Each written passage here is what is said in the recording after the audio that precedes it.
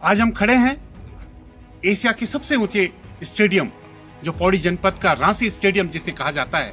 उत्तराखंड की सरकार के मुख्यमंत्री पुष्कर सिंह धामी जी ने इस स्टेडियम को, जो कि पहले से ही एशिया का सबसे ऊंचा स्टेडियम होने का जिसको गौरव प्राप्त था, उसे पुनः गौरवान्वित किया है और उसका जो नाम है उसे शहीद राइफलमैन जसवंत सिंह के नाम पर समर्पित किया है।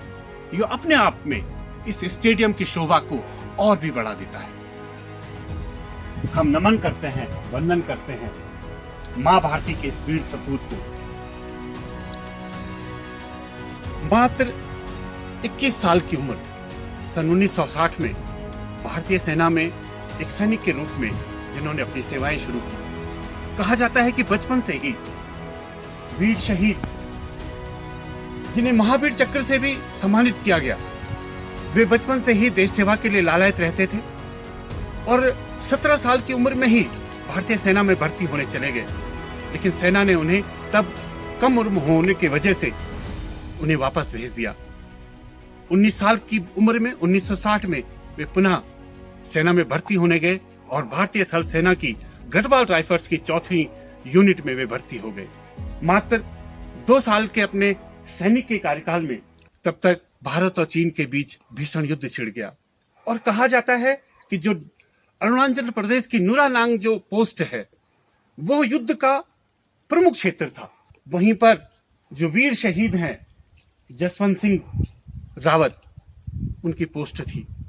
मैं आपको बताना चाहूंगा, जसवंत सिंह रावत इसी पौड़ी जनपद के बीरों खाल के पट्टी खाटली और बाड़ियों गांव में आपका निवास है। हम सबका सौभाग्य है कि ये जो भूमि है, जो पौड़ी जनपद है, हम भी इसी के वासी हैं। कहा जाता है कि तब उस समय चीन की एक बहुत बड़ी सेना ने भारत पर आक्रमण किया था। जो हमारी फ्रंटियर पोस्ट थी वो थोड़ा पीछे हटने लगी, आदेश भी आने लगे क्योंकि चीन की सेना भारी पड़ने लग गई। लेकिन जब जिस पोस्ट पर जसवंत सिंह मौजूद थे, वहां पर जब ये आदेश आया कि चीन की सेना भारी पड़ रही है, आप लोग थोड़ा सा पीछे आ जाएं, तो कहा जाता है जसवंत सिंह ने साफ मना कर दिया। धीरे धीरे उनके जो साथी थे वो मरने लगे या पीछे हटने लगे, लेकिन जसवंत सिंह ने पोस्ट को खाली करने से मना कर दिया और उन्होंने एक व्यूह रचना रची। जसवंत सिंह जी ने अपने अगल बगल जितने भी पोस्ट थे सब में राइफलें बिछानी शुरू करी और साथ ही साथ दौड़कर, भागकर, अकेले हर राइफल से वे फायरिंग करते रहे और कहा जाता है कि 3 दिन तक उन्होंने चीन की सेना को रोक के रखा और ये खबर चीन को पता ही नहीं चल पाया। उन्हें लगता था कि वो एक पूरी यूनिट से लड़ाई लड़ रहे हैं। कहा जाता है कि जो उनके खान समय थे, जो जसवंत सिंह जी के लिए भोजन की व्यवस्था करते थे, उनको चीन ने अपने कब्जे में लिया और तब मालूम पड़ा कि ये पूरी यूनिट के बजाय केवल एक व्यक्ति के साथ पूरी चीन की सेना लड़ रही है। कहा जाता है कि उन्होंने पूरा एक घेर कर फिर जसवंत सिंह जी को अपना निशाना बनाया और यह भी कहा जाता है कि जसवंत सिंह पर चीन के सैनिक गोली नहीं चला पाए, उन्होंने अंतिम गोली खुद अपने आप को मारी थी। ऐसे वीर सपूत जिस देश में हो, उस देश का कोई भी क्या बिगाड़ सकता है। कहा जाता है कि चीन के कमांडर ने भी ऐसे इस सैनिक को सैल्यूट किया था। अपनी मौत के कुछ ही समय बाद कहा जाता है कि पुनः जसवंत सिंह अपनी यूनिट पर अपनी एक सैनिक के रूप में कार्य करने लगे, जिसका एहसास उस यूनिट के अगल बगल काम करने वाले जो सैनिक थे उन्हें एहसास होता था। अगर वो थोड़ा लापरवाही करते थे तो जसवंत सिंह उन्हें फटकारते थे या उन्हें चांटा मारते थे और उन्हें जगाते थे कि ये तुम्हारी पोस्ट है, यहाँ पर सजग रहना चाहिए।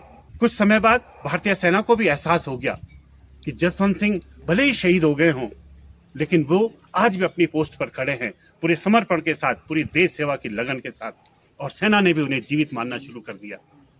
सेना ने उन्हें धीरे धीरे पदोन्नतियां दी। कहा जाता है कि पूरी अवधि तक जब उनकी सेवानिवृत्ति की उम्र थी तब उन्हें सूबेदार पद से सेवानिवृत्ति मिली। यह भी सुनने में आया है कि भले ही सेना ने उन्हें सेवानिवृत्त कर दिया हो, लेकिन आज भी जिस पोस्ट पर वह हैं वहां उन्हें पूरे सम्मान के साथ उनकी पूरी सेवाएं ली जाती हैं, पूरी सेवाएं दी जाती हैं। और साथ ही साथ वहां के लोग, जो वहां का आम जनमानस है, वो आज भी जसवंत सिंह जी को सेवानिवृत्त नहीं मानता है। उनकी नज़र में जसवंत सिंह आज भी सेना में कार्य कर रहे हैं और वो इन्हें मेजर जनरल जसवंत सिंह कहते हैं। वहाँ के लोग क्योंकि जसवंत सिंह की बहुत ज़्यादा मान्यता है। वहाँ के लोग इन्हें बहुत पसंद करते हैं, बहुत मानते हैं। कोई भी सैनिक अगर उस क्षेत्र से गुजरता है तो वो बिना सैल्यूट मारे वहाँ से निकलता नहीं, चाहे कोई भी अधिकारी हो।